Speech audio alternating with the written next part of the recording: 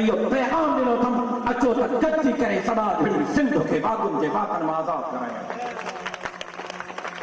अचो त गॾिजी करे हिननि सिंधनि खे ज़ालिम ऐं जाबिर कुफ़तुनि मां आज़ाद करायूं। अचो त गॾिजी करे हिननि ग़रीबनि मिस्कीननि हारिन मज़दूरनि खे उन्हनि जा हक़ ॾियारियूं। छा हिते ठीको खयो आहे ग़रीबनि ग़रीब खां ग़रीब तर रहण जो? छा हिते ठीको खयो मज़दूरनि नस्ल मज़दूर थियण जो? लेकिन मां अल्लाह जे ज़ात मां पुरउमीद हां मुंहिंजे बाबे जे रत सां इनक़िलाब ईंदो ऐं इंशाअल्लाह हीअ सभा झड़ी सिंध वाकुनि जे वातनि मां आज़ाद थींदी। ऐं साईं मां तव्हांखे यकीन दहानी थो करायां डॉक्टर टेकचंद साहब जॾहिं तारीख़ ख़ालिद महमूद सूमरे जो नालो लिखियो त तारीख़ ख़ालिद महमूद सूमरे जो नालो सिंध जे ख़तारनि में न लिखियो, सिंध जे वफ़ादारनि में लिखियो। ऐं जॾहिं सुभाणे तारीख़ राशिद महमूद सूमरे जो नालो लिखंदी त सिंध जे ख़तारनि में न लिखंदी, सिंध जे वफ़ादारनि में लिखंदी। अचो त गॾिजी करे माण्हुनि खे मायूसी मां कढूं। अचो त गॾिजी करे क़ौम खे हौसलो ॾियूं। अचो त गॾिजी करे हिन क़ौम जी रहनुमाई करे हिन क़ौम खे सिधो रस्तो ॾेखारियूं। अचो त गॾिजी करे ज़ुल्म ऐं जबर जे दीवारनि जे ख़िलाफ़ जदोजहद ऐं जिहाद कयूं। अचो त गॾिजी करे असां सभा झड़ी सिंध जे हिननि मारूड़नि खे हुननि जा हक़ ॾियारियूं। ऐं उहे जेके दोस्त हीअ बि ॻाल्हि कई त मदरसनि ते ऑब्जेक्शन न आहे, लेकिन मदरसनि में साइंस पढ़ाई वञे,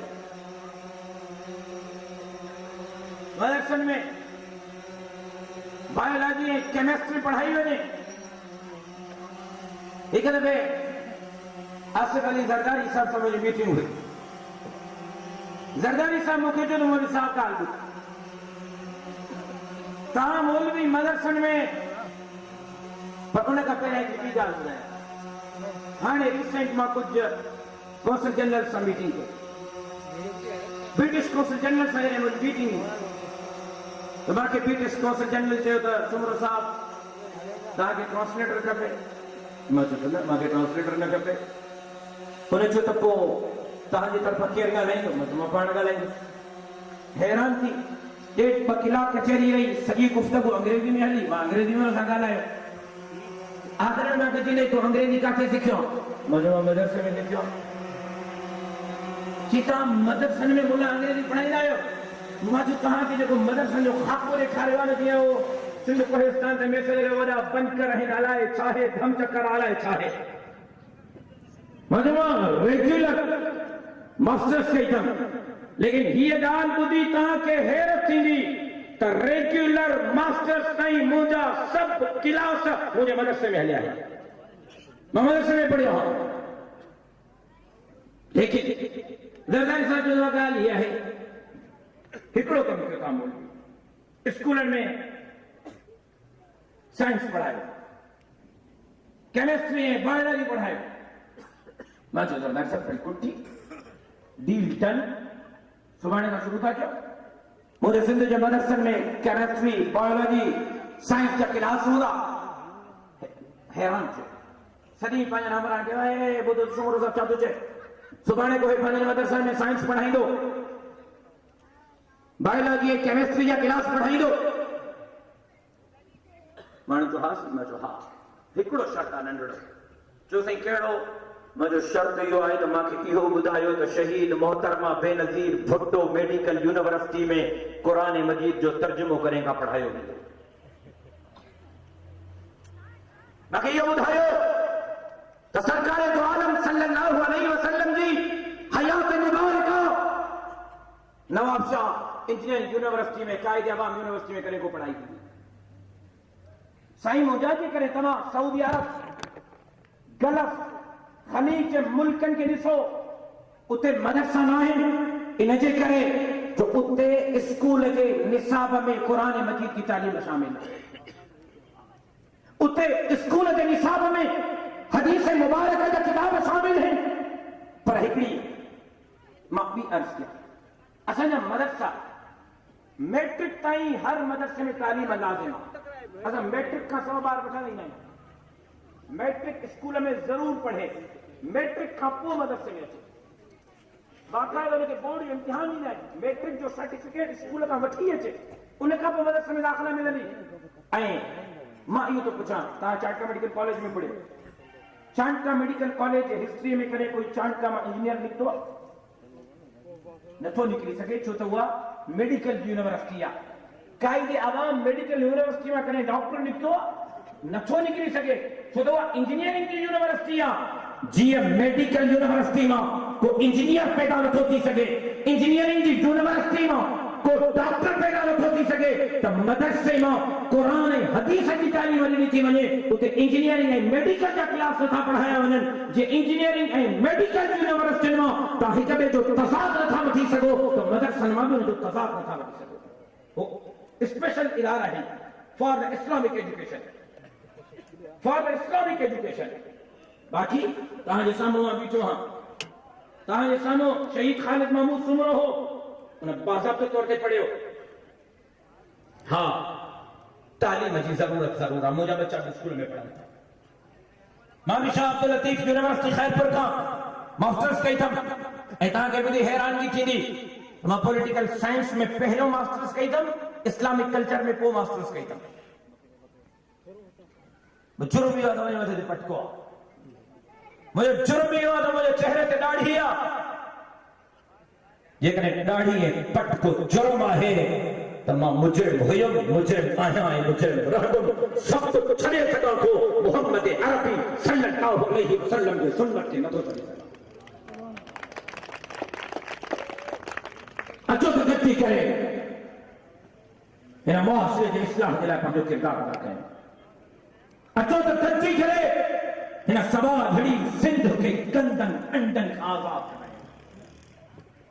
वो दहशतगर्द जे रूप में हुजे त बि ज़ालिम जाबिरा दहशतगर्द आहे, पर उहो जेकॾहिं कंहिं माफ़ कजो माज़रत सां मां भोतारनि खाननि नवाबनि सरदारनि जी इज़त कंदो हां, सिंध जायो हां, सिंध जे रीतुनि रस्मुनि खे सम्झां थो, पर जेकॾहिं को भोतार, को खान, को नवाब, को सरदार समाजड़ी सिंध खे खपाए, सिंध जे माण्हुनि खे खपाए, ग़रीबनि मिस्कीननि हारियुनि मज़दूरनि जे मथां ज़ुल्म करे इन्हनि जा हक़ खाए, मां अहिड़े भोतार ते लानत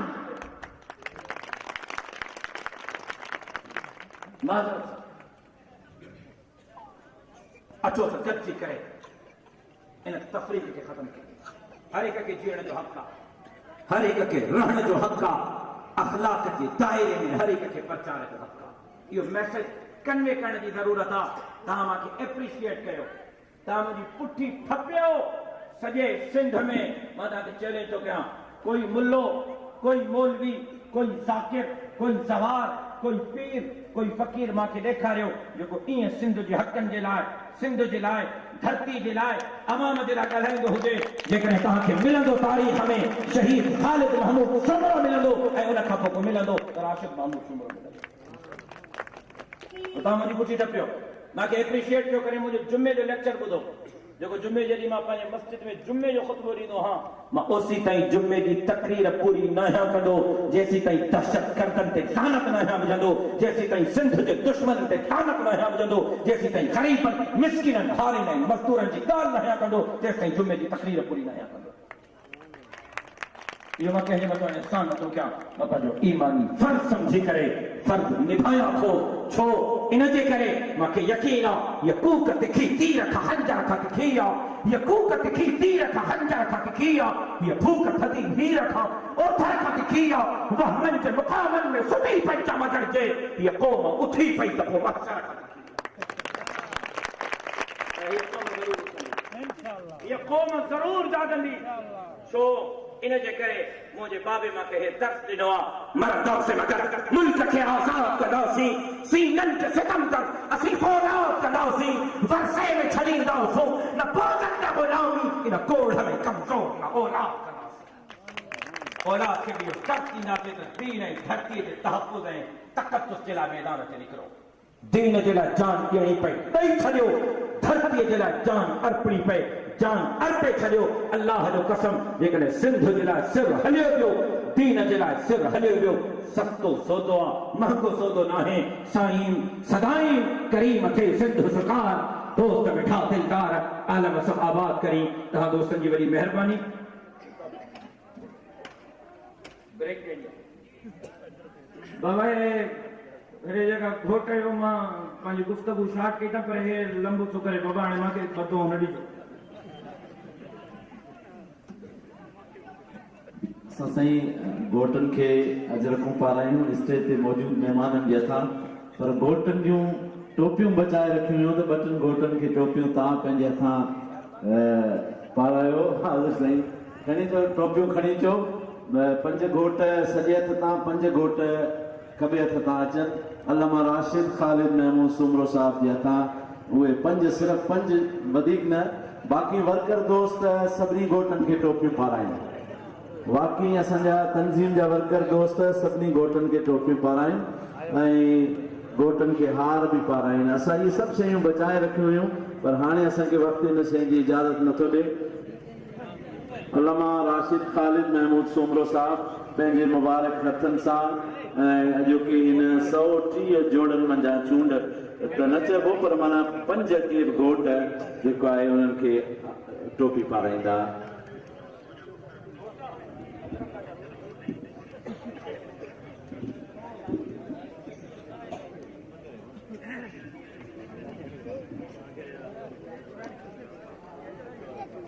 हाफिज मुनीर लाशारी अगर मौजूद हुजे तो वो भी जल्दी अचे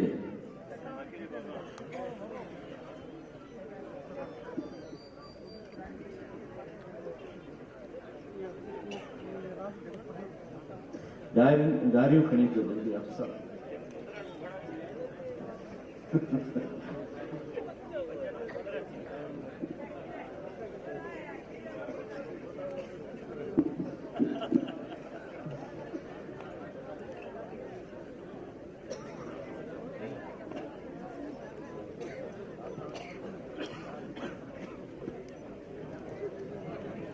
ठीक है माशाल्लाह सभिनी जी मेहरबानी बाक़ी वर्कर दोस्त सभिनी घोटनि खे टोपियूं पारायो हाँ स्टेज वारा पाइनि बाक़ी ॿिया दोस्त सभु घोट उते ई पंहिंजे निशस्तनि ते वेठा रहनि असांजा तंज़ीमी वर्कर एडीएफ जा वर्कर सभिनी घोटनि खे टोपियूं बि पाराइनि ऐं हार बि पाराइनि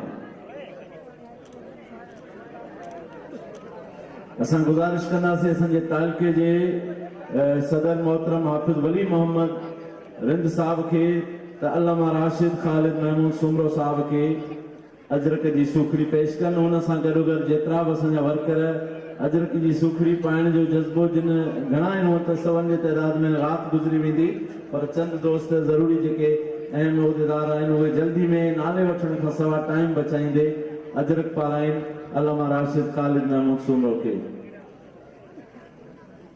हाफिज वली मोहम्मद साहब अचे हाफिज मोहम्मद रफीक साहब अचे हाफिज अब्दुल लतीफ साहब अचे हाफिज आसिफ साहब अचे मौलाना अब्दुल रहमान गबोल साहब हाफिज सनाउल्लाह भुट्टो साहब हाफिज अब्दुल बासित जोड़ेजो साहब मौलाना अब्दुल मालिक जोड़ेजो साहब हाफिज अली नवाज रिंद साहब हाफिज मोहम्मद हसन रिंद साहब जमालदीन रिंद साहब इहे नाला त हिननि जा 200 नाला आहिनि जिन तव्हांखे अजरकूं पाइण जो चयो आहे पर असां सिर्फ़ु चंद जो जज़्बो न सही न ये असां असल में साफ़ ई दोस्तनि चयो त तव्हांखे ॻाल्हाइण जल्दी ॾियो उन्हनि खे वञिणो हो उन्हनि खे तव्हांजा कमेंट्स महफ़ूज़ करणा हुआ असांजी इहा मजबूरी बाक़ी ईअं त ॻाल्हि करणु थियो ई न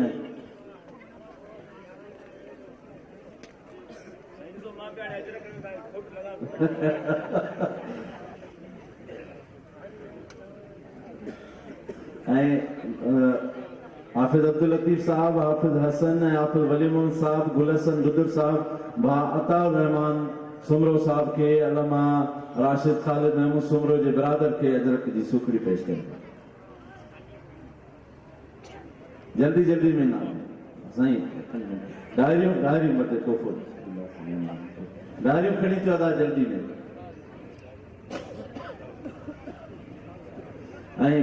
फ्रेम भी खड़ी चो थोड़ा माशूक जल्दी हाफिज अब्दुल लतीफ साहब असंजे बा अताउर रहमान सुमरो साहब के अजर की सूखड़ी पेश कयो मैदान से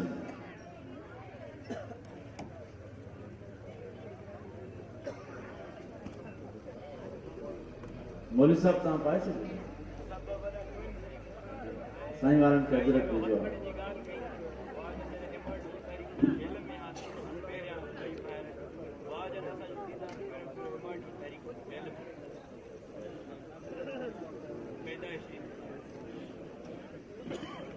आयतुल कुर्सी जे फ्रेम जो खूबसूरत तोहफ़ो अल्लामा राशिद ख़ालिद महमूद सुमरो जे हथ साईं जिन जे लाइ ऐं ॾियणु फरमाईंदा मोहतरम भाउ नईम अनवर ख़ासकेरी साहब।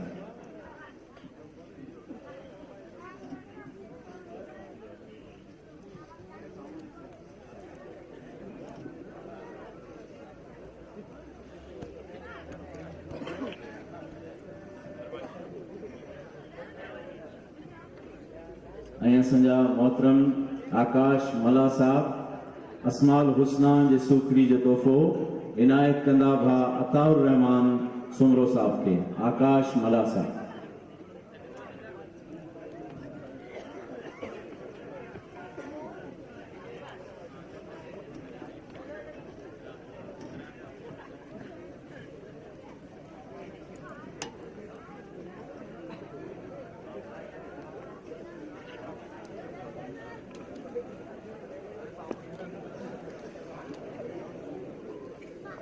जी बाबा साईं जी गाड़ी में रखी थी।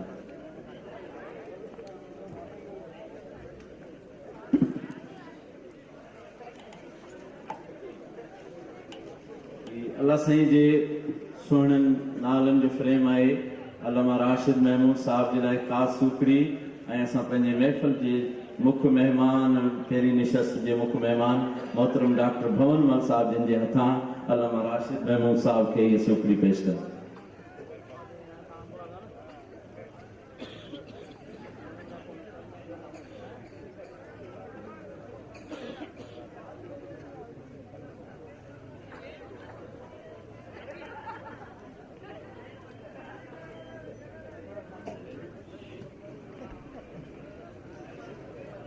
आयतुल कुर्सी जो तोहफ़ो आहे जेको अदा असांजे मौलवी अब्दुल मालिक साहब ॾांहुं ईंदो ऐं अल्लामा राशिद ख़ालिद महमूद सुमरो साहब हुनखे इनायत कंदा।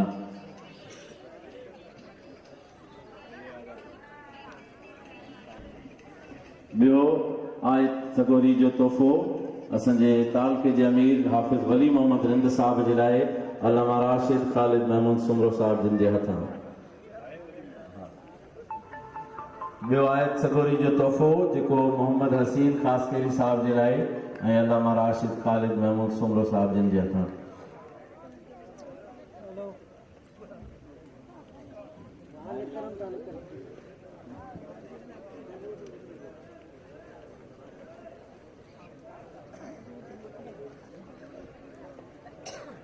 धारी जी सूखड़ी असांजे पहिरीं निशस्त जे मुख्य मेहमान डॉक्टर भवन मल जे लाइ अल्लामा राशिद ख़ालिद महमूद सुमरो साहब जिन जा।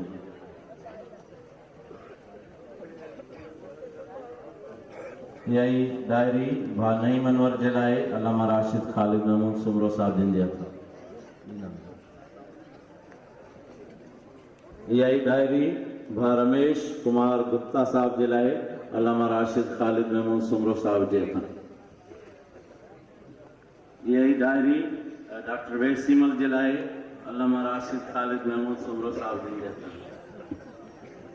ऐं इहा डायरी साईं आकाश मला साहब जे लाइ अल्लामा राशिद ख़ालिद महमूद सुमरो साहब जिन जे हथां।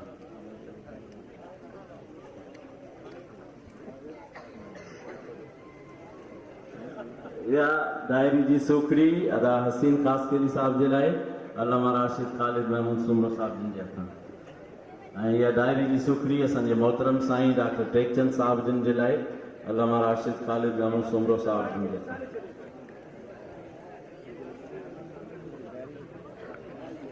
असांजे